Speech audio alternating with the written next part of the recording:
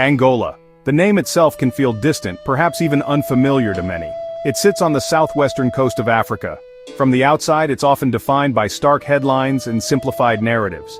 We hear whispers of immense oil wealth, yet we also see images of deep-seated poverty. We are told of a brutal, decades-long civil war, yet we sense a vibrant, resilient spirit. It is a country of profound contradictions, a place where immense natural beauty coexists with the scars of a painful history. My journey here is to try and understand this complex nation, to meet the people who call this land home and listen to their stories. By traveling from the bustling streets of its capital, Luanda, to the remote villages, I hope to gain a deeper insight into the Angolan experience. The physical landscape itself tells a story of this duality, from pristine beaches to crowded neighborhoods. The country boasts breathtaking natural wonders, from the majestic Calendula Falls to the stark beauty of the Namib Desert. Yet beneath this soil lies not only diamonds and oil, but also the unexploded landmines that are a deadly legacy of its long and bitter war. This is the paradox of Angola, a land of incredible promise and lingering peril. To understand Angola, look back at the fires that forged it. Its history is a series of volcanic eruptions that have reshaped its identity. Long before European ships, this land was home to ancient kingdoms like the Kongo and Ndongo, with rich cultures. The arrival of the Portuguese marked a violent turning point, setting the stage for centuries of exploitation. The Portuguese presence descended into the horrors of the transatlantic slave trade. For nearly 400 years, this land became a primary source for the forcible removal of millions of African people. It was a deep foundational wound that bled the region. The desire for freedom ignited into a war for independence. This fight finally came to a head in 1975. But instead of peace, Angola was plunged into a new and even more devastating conflict, the Angolan Civil War. The Angolan Civil War was a tangled web of internal rivalries, Cold War politics, and international interference. The MPLA, backed by the Soviet Union and Cuba, and UNITA, supported by the United States and apartheid-era South Africa, fought for control. The war left no corner of the country untouched, and its echoes can still be heard today. It is estimated that over 500,000 people lost their lives, and millions more were displaced. Walking through Angola today, you can feel the presence of this recent history everywhere. The threat of unexploded landmines still renders vast tracts of fertile land unusable. Understanding this period of intense suffering is crucial to understanding the Angola of 2024. It is a story of survival and a testament to the human capacity to endure and hope for a better tomorrow. This documentary is a journey into the heart of Angola. I want to discover what it means to be Angolan today. The real story of Angola lies in the daily lives of its people, the rhythm of their music, the flavors of their food, and the warmth of their communities. I plan to travel across this vast country to capture a glimpse of its incredible diversity, from the chaotic energy of Luanda to the quiet rhythms of rural life. This will be a journey of encounters with former soldiers, entrepreneurs, artists, women, and young people. Their stories will weave together a human face to the complex narrative of Angola. Together, we will unveil a nation of incredible landscapes, rich culture, and resilient people who are determined to build a future of peace and prosperity. Long before European sails, this land was a vibrant tapestry of organized societies and powerful kingdoms. To understand Angola, we travel back to when this region was a center of African civilization. The story begins with the great kingdoms of Ndongo and Kongo, sophisticated states that flourished for centuries. These complex political entities had rulers, laws, and extensive trade networks. These kingdoms were built on intricate social structures and deep connection to ancestral spirits. The rulers held political and spiritual authority, governing vast territories. This was a world with its own history and traditions, long before it was named Angola. These ancient kingdoms represent the true roots of the Angolan nation. The Kingdom of Kongo was a regional superpower when the Portuguese first made contact. Its influence stretched across modern-day northern Angola, the Democratic Republic of Congo, and Gabon. At its center was the capital, Mbanza Congo, a sprawling urban center. The Society of Congo was deeply spiritual. When Portuguese missionaries arrived, they found a kingdom receptive to new faiths. King Nzinga converted to Christianity in the late 15th century. He was baptized as João I, and Mbanza Congo was renamed São Salvador. This was seen as a partnership, a diplomatic and spiritual alliance.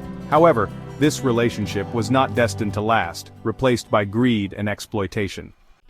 In 1483, Diogo Cao sailed up the Congo River, becoming the first European to contact kingdoms in the region. His arrival, marked by a stone pillar, was a pivotal moment, beginning a relationship that would alter the destiny of the land. The Portuguese caravels with towering sails and cannons were unlike anything the people had seen, bringing new technologies and goods. Driven by trade, religion and wealth, the Portuguese found sophisticated societies in Congo and Ndongo. Initial exchanges focused on goods, a partnership that seemed mutually beneficial, leading to intense diplomacy.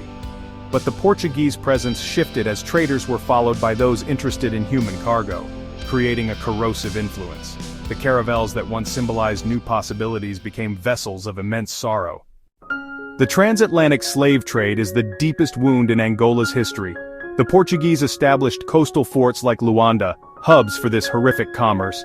Congo and Ndongo became major sources of enslaved people. Millions were forced onto ships for the brutal Middle Passage. The trade warped societies, turning neighbor against neighbor. Firearms fueled a cycle of warfare, devastating communities. Captives marched to the coast, many dying from exhaustion. Survivors were packed into slave ships for a horrific Atlantic voyage. A life of brutal labor awaited them on New World plantations. This trade lasted centuries, its impact immense. It laid the foundations for colonialism, creating inequality and violence. This legacy shapes Angola's identity, a past that must be confronted. Amid escalating chaos, Queen Nzinga Mbande emerged as a symbol of fierce resistance against Portuguese expansion and the slave trade. Her story showcases resilience and political cunning. Nzinga became an envoy, famously defying the governor's attempt to demean her by using a servant as her throne, asserting equality. As queen, Nzinga led an armed struggle for nearly 4 decades, forging alliances and establishing a safe haven in Matamba. Revered today as a national hero, Nzinga embodies the spirit of resistance against foreign domination, proving that courage can challenge empires. By the late 19th century, European involvement in Africa was changing dramatically. This ignited the Scramble for Africa, a frantic race to claim and colonize the continent. The Berlin Conference formalized this scramble. European powers gathered to carve up Africa, drawing arbitrary lines on a map. Angola's modern borders were largely defined in these European meeting rooms. Portugal launched military campaigns to conquer the peoples of the interior. What followed was a series of violent wars of pacification that lasted for decades, met with fierce resistance. This new system was designed to extract wealth from Angola for the benefit of Portugal. The Portuguese imposed their laws and racial hierarchy, creating a society where the indigenous population was systematically disenfranchised. This reality would inevitably give rise to a new generation of freedom fighters. By the early 20th century, Portugal cemented its control over Angola, transforming it into a fully fledged colony. Under the Estado Novo, Angola was viewed as an integral part of Portugal, promoting a myth of benign colonialism. However, this masked a harsh reality built on forced labor, known as chibalo. Angolans were forced to work for the state or Portuguese companies, often without pay, disrupting communities and creating poverty. Land was seized and given to settlers, while heavy taxes forced Angolans into a cash economy and further labor. A brutal administration, police, and limited education ensured control, with few rights for the majority known as indigenas. Life under Portuguese rule was defined by a deeply ingrained system of racial segregation, even if it wasn't as explicitly codified as apartheid in neighboring South Africa. Society was a pyramid with a small number of white Portuguese settlers at the very top. They controlled the government, the economy, and the best land. They lived in segregated neighborhoods with better schools, hospitals, and infrastructure. Below them was a small and complex middle stratum of mesticos, people of mixed African and European descent, and the assimilados, the tiny minority of black Angolans who had met stringent criteria to be considered civilized by the Portuguese authorities. To become an assimilado, an African had to prove they could read and write Portuguese fluently, had abandoned tribal customs, were Christian, and had a stable income. It was a process designed to strip them of their African identity in exchange for limited legal rights, a status just below that of a white citizen. It was a powerful tool of cultural division, creating a small, privileged class of Africans whose interests were aligned with the colonial regime.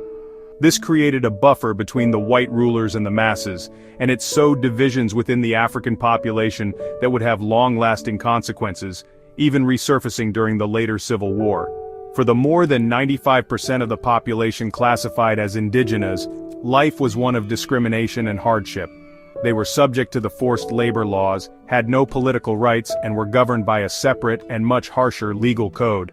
Their access to healthcare was minimal, and the education available to them was rudimentary at best, often provided by Catholic missions, and focused more on religious instruction and basic Portuguese than on academic learning. This deliberate policy of undereducation was designed to keep the African population in a state of permanent subservience, fit only for manual labor, and unable to challenge the colonial order. This segregation was visible in every aspect of daily life. In the cities there were separate queues, separate social clubs, and separate residential areas. The best jobs were reserved for whites, and even within the same profession, an African would be paid a fraction of what a white colleague earned. This constant daily experience of injustice, of being treated as inferior in your own land, bred a deep and simmering resentment. It was this systemic oppression, and the denial of basic human dignity, that would eventually fuel the fire of the nationalist movements. The Portuguese myth of a harmonious racial paradise could not have been further from the truth. Despite the brutal repression of the colonial state, the desire for freedom never died. It simply went underground, nurtured in secret societies, cultural groups, and the minds of a new generation of Angolans exposed to ideas of self-determination. The seeds of modern nationalism were sown in the 1950s, particularly among the educated assimilados and urban workers in Luanda. These individuals who had been educated in the Portuguese system ironically used the language and ideas of their colonizers, concepts of liberty, nationhood, and human rights, to argue for their own independence. They were inspired by the wave of decolonization sweeping across Africa and the world. Several distinct nationalist movements began to form, often reflecting the complex ethnic and social divisions of the colony. In 1956, the Popular Movement for the Liberation of Angola, the MPLA, was founded. Its early leadership was drawn primarily from assimilados and mesticos in the Luanda area, and it had strong ties to communist parties in Portugal and across Europe. It espoused a Marxist-Leninist ideology and envisioned a multi-ethnic, non-racial Angolan state. Its support base was strongest among the Mbundu people and in the urban centers, creating a specific geographic and demographic identity from its very inception. Meanwhile, in the north, another movement emerged, rooted in the history of the ancient Kongo kingdom. The Union of the Peoples of Northern Angola, later renamed the National Liberation Front of Angola, or FNLA, was founded by Holden Roberto. Drawing its support almost exclusively from the Bakongo people, it had a more ethno-nationalist and pro-Western outlook. Roberto, who operated from exile in neighboring Congo Leopoldville, now the DRC, had strong connections with the United States. This created an immediate ideological and ethnic rivalry with the MPLA, setting the stage for future conflict between the liberation movements. A third major force, the National Union for the Total Independence of Angola, or UNITA, would emerge slightly later, in 1966. It was founded by Jonas Savimbi, a charismatic and intelligent leader who had initially been with the FNLA. Savimbi broke away to form his own movement, building his power base among the Ovimbundu people, the largest ethnic group in Angola, located in the Central Highlands and on the Benguela Railway. UNITA initially projected a Maoist ideology, focusing on rural peasant mobilization. The emergence of these three rival movements, each with a distinct ethnic base and international backer, meant that the fight for liberation would be tragically fractured from the start. The simmering tensions finally erupted into open warfare on February 4, 1961. In a coordinated action, MPLA militants attacked a police station and a prison in Luanda, attempting to free political prisoners. Although the attack was quickly and brutally suppressed by the Portuguese authorities, the event is now commemorated as the official start of the Angolan War of Independence. The Portuguese response was, well, swift and merciless. White vigilante groups roamed the slums of Luanda, massacring thousands of Africans in reprisal attacks. The war had begun, and it would be a long, brutal, and complex affair fought across the vast expanses of the Angolan countryside. Just a month later, in March 1961, the FNLA launched its own offensive from its bases in Congo. Its fighters swept into northern Angola, targeting Portuguese settlers, plantations, and colonial administrative posts. The attacks were marked by extreme violence, which in turn provoked an even more brutal counterinsurgency campaign from the Portuguese army. They bombed villages indiscriminately with napalm, and conducted search-and-destroy missions that displaced hundreds of thousands of people, forcing them to flee as refugees into the dense forests or across the border into Congo. The war quickly descended into a cycle of horrific violence and retribution. The three liberation movements, MPLA, FNLA, and UNITA, rarely coordinated their efforts. In fact, they often fought each other as fiercely as they fought the Portuguese. The war for independence was simultaneously a civil war between the nationalist factions. The MPLA operated primarily in the Dembos forest north of Luanda and in the eastern enclave of Cabinda. The FNLA was confined to the far north, while UNITA established its guerrilla bases in the remote and sparsely populated eastern part of the country. This lack of unity severely hampered the independence struggle, allowing the well-equipped Portuguese army to contain the insurgencies for over a decade. For 13 years, this brutal war of attrition raged. The Portuguese poured tens of thousands of soldiers into Angola, a massive commitment that placed an immense strain on Portugal's economy and society. The liberation movements, supplied by their respective Cold War patrons, the Soviet Union for the MPLA, the United States for the FNLA, and China for UNITA, waged a classic guerrilla war. They laid ambushes, sabotaged infrastructure, and sought to win the support of the rural population. It was a conflict with no clear front lines, a so-called dirty war fought in the bush, which slowly but surely drained the will and resources of the Portuguese colonial power.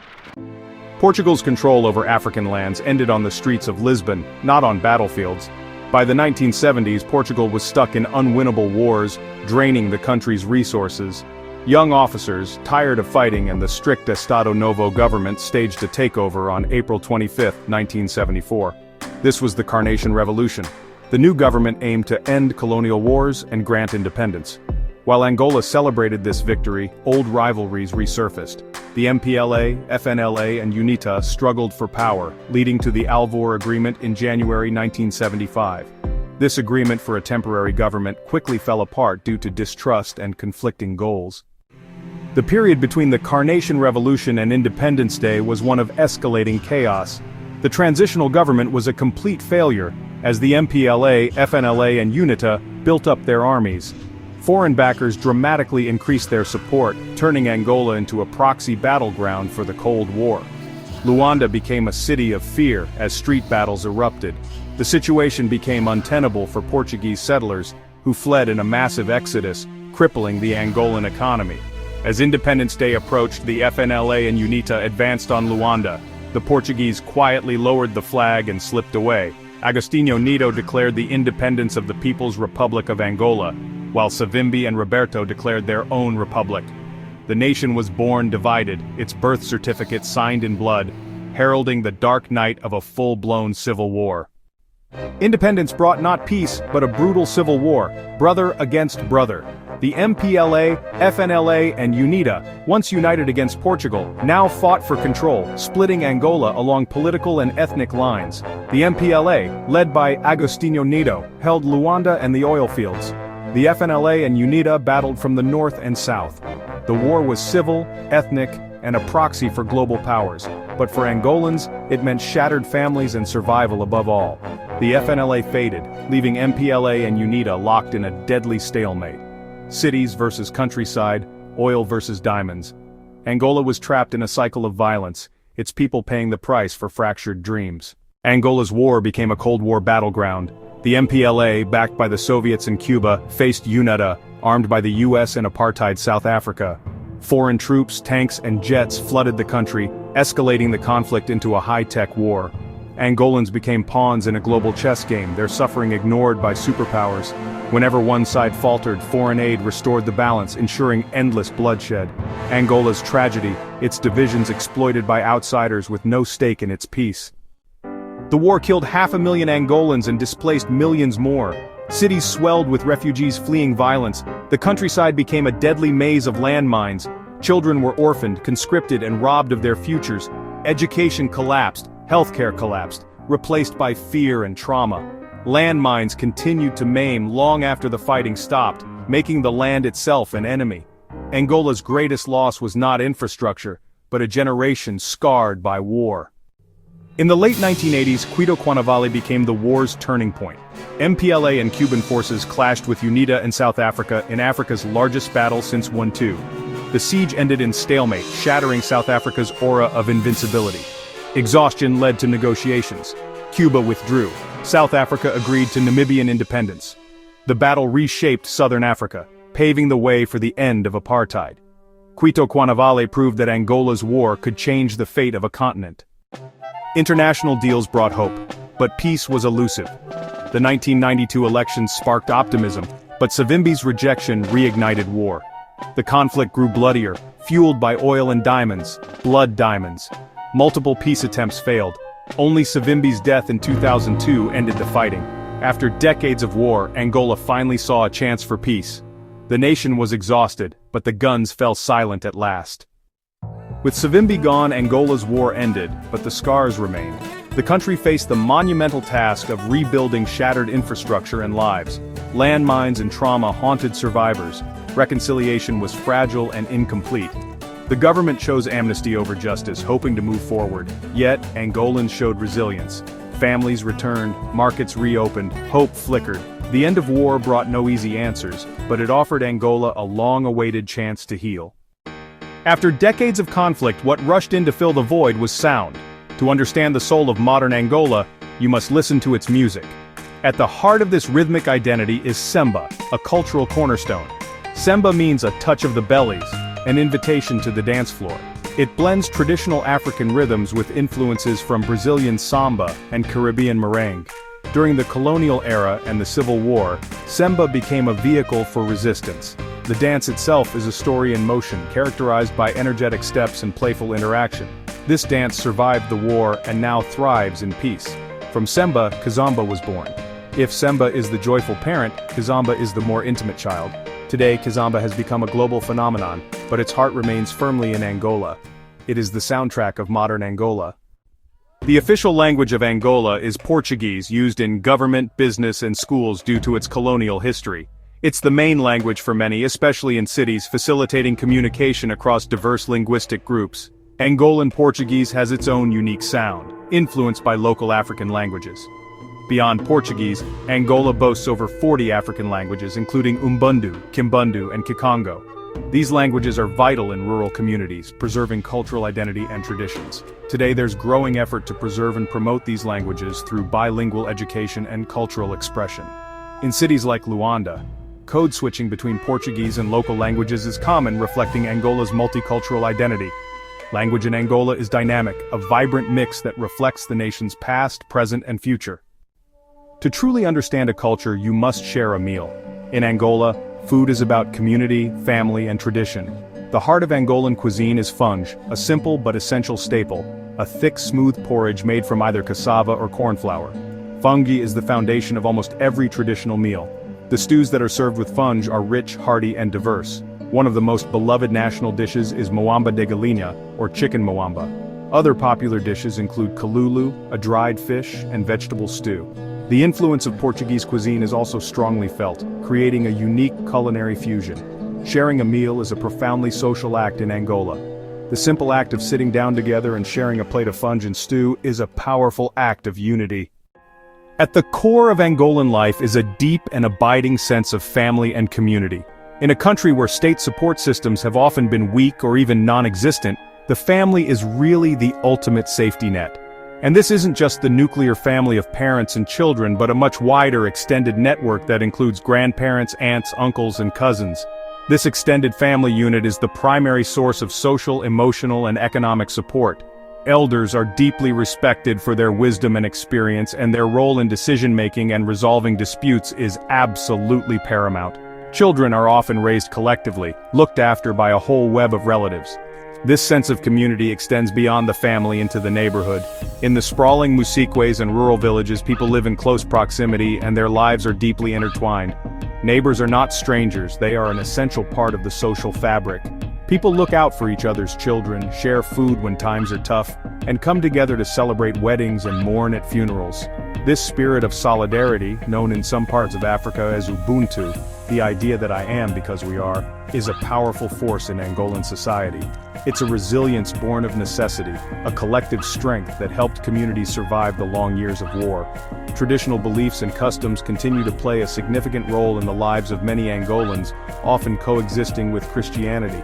The veneration of ancestors is a particularly important aspect of this spiritual landscape. It's believed that the spirits of the ancestors remain a part of the community, watching over the living and offering guidance and protection. Rituals and offerings are sometimes made to honor them and seek their blessing, particularly at important life events like births, marriages, and deaths. This spiritual connection to the past provides a sense of continuity and identity, linking the current generation to all those who came before. The role of women in this fabric is, honestly, just crucial. They are often the backbone of the family and the community. They're the primary caregivers, the managers of the household, and they dominate the informal economy, running the market stalls that are the lifeblood of local commerce. Known affectionately and respectfully as Zungueiras, these women traders are a common sight on the streets of Angolan cities, expertly balancing large loads on their heads as they navigate the bustling traffic. Their resilience, entrepreneurial spirit, and tireless work are fundamental to the daily survival and functioning of Angolan society. A quiet strength that really holds the nation together. Out of the turmoil and trauma of Angola's history, a vibrant and powerful art scene has emerged. For many Angolan artists, creativity has become a way to process the past, to comment on the present, and to imagine a new future. The art is often raw, resourceful, and deeply symbolic, reflecting the realities of life in a post-war nation. In Luanda, galleries and informal art spaces are showcasing a new generation of painters, sculptors, and photographers who are gaining international recognition for their unique and compelling work. They are crafting a new visual language for Angola, one that is both unflinchingly honest and, at the same time, full of hope. One of the most striking features of contemporary Angolan art is the use of recycled materials. Artists create powerful sculptures and installations from the debris of war and the detritus of modern life. They use spent bullet casings, scrap metal, discarded plastic, and old car parts to create works of astonishing beauty and profound meaning. This is not just a matter of necessity, it's a powerful symbolic act. It's about transformation, taking the materials of destruction and poverty and turning them into objects of reflection and hope. It's a visual metaphor for the nation's own journey of rebuilding itself from the ashes of conflict. Photography has also become a crucial medium for telling the Angolan story. Photographers are moving beyond the stereotypical images of war and poverty that have long defined the country in the international media. They're turning their lenses on the complexities of daily life, capturing the energy of the cities, the quiet dignity of the rural communities, and the vibrant youth culture. Their work offers a more nuanced and intimate portrait of the nation, one that celebrates its beauty, its contradictions, and its incredible resilience. They're reclaiming the narrative, showing the world an Angola that is defined not by its past but by the vitality of its people. This artistic rebirth isn't confined to formal galleries. It's visible on the streets in the form of vibrant graffiti and murals that bring color and life to the city's walls.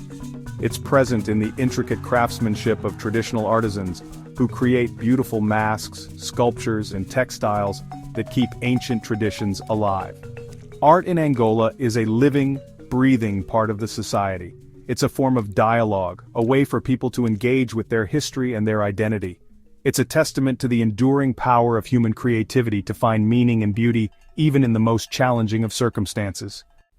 Angola is a true giant on the African continent. With a land area of over 1.2 million square kilometers, it's more than 5 times the size of the United Kingdom, or twice the size of France. It's a vast and varied canvas, stretching from the lush rainforests of the north to the arid deserts of the south. This sheer size means that traveling across Angola is a journey through dramatically different worlds. In the northwest, you find the Malanja Highlands, home to one of Angola's most spectacular sights, the Calandula Falls. These are one of the largest by volume in all of Africa. The Central Highlands, the Planalto, form the backbone of the country. In the far east lies the province of Moxico, Angola's largest and most sparsely populated region. This is a part of Angola that remains largely unexplored, a giant sleeping wilderness that holds untold biological secrets. The The sheer scale and variety of Angola's geography are a fundamental part of its identity. Angola's coastline is a place of dramatic contrasts, stretching over 1,600 kilometers. It varies from lush, palm-fringed bays in the north to the stark beauty of the south, where the Namib Desert meets the Atlantic. The ocean is a constant presence and the source of much of the nation's oil wealth. This creates one of the most surreal landscapes on the planet. It's a world of fog, sand, and sea. This stretch of coast is littered with the rusting hulks of shipwrecks. Further north you find long, sandy beaches and sleepy fishing villages. Fishermen head out at dawn, continuing traditions that have sustained their communities for generations. It's a place of immense beauty and profound historical weight. Angola is blessed with a vast portfolio of natural resources. The most significant are oil and diamonds, the twin pillars of the Angolan economy. This wealth has funded reconstruction, building new infrastructure, but it's also fueled conflict and stark economic inequalities. Black gold has made Angola one of Africa's largest oil producers. In the interior lies another source of wealth: diamonds. Beyond oil and diamonds, Angola has a wealth of other minerals, much of which remains untapped. This represents a huge opportunity to diversify its economy. Unlocking that promise for all its people remains the nation's greatest test. At the heart of Angola is Luanda, a city of contrasts embodying the nation's past and ambitious future. Today, Luanda is a city reborn, a concrete phoenix rising from the ashes, fueled by oil wealth and construction. The skyline tells the story of this transformation, but behind the facade lies the Musikways, home to most residents with limited resources. Yet these neighborhoods are vibrant hubs of community and resilience. Luanda is a microcosm of Angola, a city of extremes where wealth and poverty exist side by side. To understand Luanda is to understand this paradox, a complex and utterly captivating place. For decades, Angola's wildlife suffered from the long civil war, which decimated animal populations and destroyed habitats. Elephants, rhinos, and lions neared extinction. Now in peace, Angola's wild heart is starting to beat again. The government and organizations are reviving national parks. The Noah's Ark project translocated animals to repopulate Kisama National Park. Among Angola's treasures is the giant sable antelope. Rediscovered in 2005, saving this species is a conservation focal point. Conservation in Angola faces immense challenges requiring community work and clearing landmines. The potential is enormous to restore a natural balance. When the guns fell silent in 2002, Angola emerged unified by force, under the MPLA. For over 3 decades, José Eduardo dos Santos dominated Angolan politics, consolidating power. The MPLA, the state, and the economy became intertwined, fueled by oil revenues. Loyalty was rewarded with wealth, fostering corruption that siphoned billions from state coffers.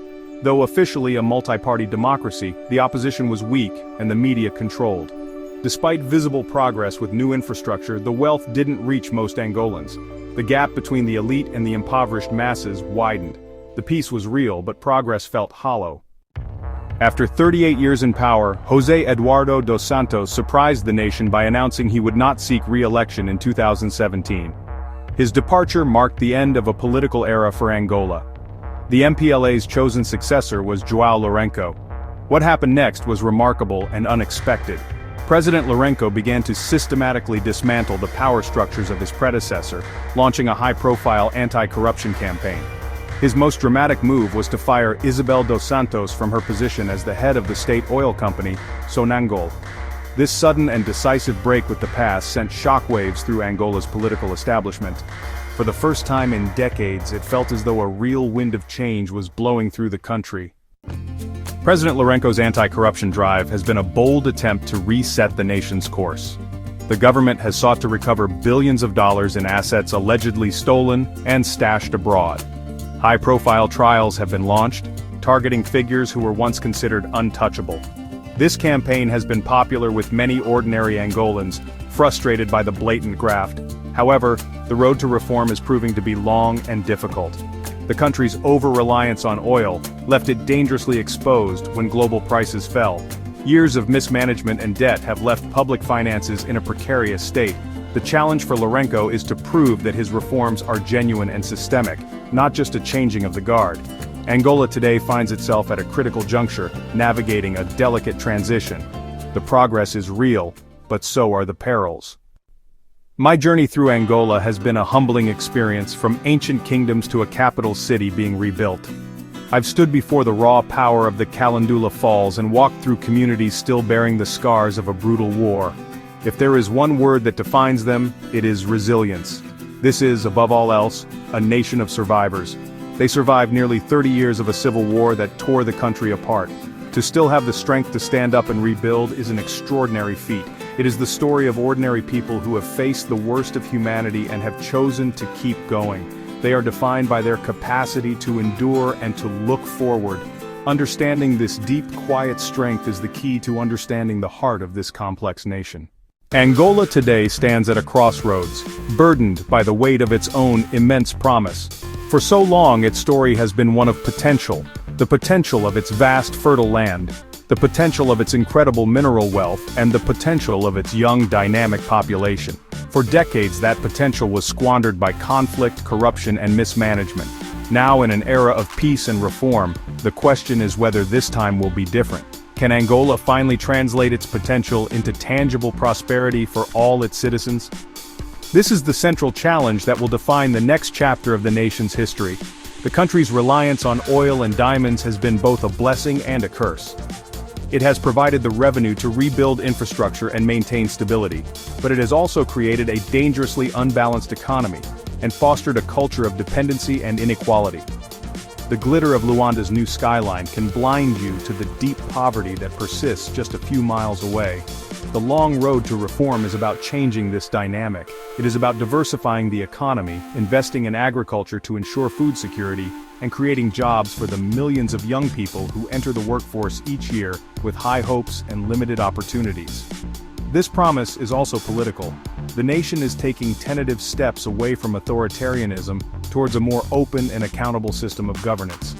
The fight against corruption, if genuine and sustained, could fundamentally change the relationship between the state and its people. It could build a new foundation of trust, where citizens believe the country's wealth serves the public good, not to enrich a small elite. But this is a fragile process. It requires building strong, independent institutions that can outlast any single leader. For the ordinary Angolan, this promise is deeply personal. It is the promise of a good school for their children, of a decent clinic when they get sick, of a safe road to travel on, and of a job that allows them to provide for their family with dignity. For decades, these basic elements were just a distant dream. Now, for the first time, they feel within reach. The weight of this promise creates both hope and impatience. People have seen what is possible, and they are no longer willing to wait indefinitely for it to become their reality. As my journey comes to an end, I am left with a sense that Angola's most important chapter is the one that is yet to be written. The narrative of this nation has for too long been defined by outsiders, by colonizers, by Cold War powers, and by the international media. It has been a story of tragedy, of war, and of failure. Now, Angolans themselves are picking up the pen. They are crafting a new story, one that acknowledges the painful past but refuses to be trapped by it. It is a story of healing, of rebuilding, and of self-determination. The future of Angola rests in the hands of its youth. More than half of the population is under the age of 18. This is the peace generation, the first to grow up without the direct trauma of war. They are connected to the world through the internet, they are full of ambition, and they are demanding more from their leaders and their country. Their energy, their creativity, and their aspirations will be the driving force of change in the coming years. They are the ones who will have to navigate the complex legacy of the past while building a more inclusive and equitable society for the future. This journey has shown me a country of profound and often jarring contradictions. It is a place where breathtaking natural beauty coexists with the scars of human conflict, where immense wealth sits alongside deep poverty, and where the memory of profound suffering is met with an incredible capacity for joy. It is not an easy country to understand, and it defies simple labels, but it is a country that gets under your skin, that challenges your preconceptions, and that ultimately fills you with a sense of cautious hope for what lies ahead. Angola remains a work in progress, a nation still finding its way after a long and difficult history. The path forward will not be straight or easy. There will be setbacks and challenges along the way, but there is a quiet determination, a resilient spirit, and a deep yearning for a better future that is impossible to ignore. The story of Angola is far from over. In many ways it is just beginning, and the world should be watching not with pity for its past but with anticipation for its future.